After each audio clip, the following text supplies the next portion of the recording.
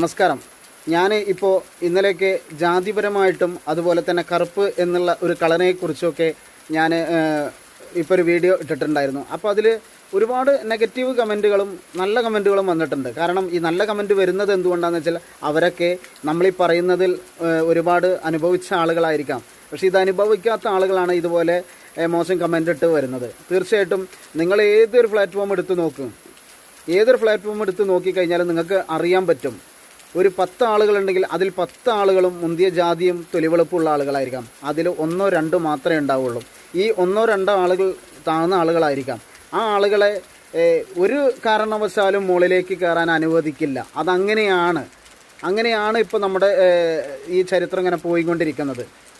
അപ്പോൾ എന്തായാലും നിങ്ങൾ അതെടുത്ത് നോക്കിയാൽ മതി. നിങ്ങൾക്ക് ഏത് ഒരു രാഷ്ട്രീയ പാർട്ടിയിലാണെങ്കിലും ശരി, സോഷ്യൽ മീഡിയ പ്ലാറ്റ്ഫോമിലാണെങ്കിലും ശരി, ഏതൊരു ചാനൽ പ്രോഗ്രാമുകളിലാണെങ്കിൽ പോലും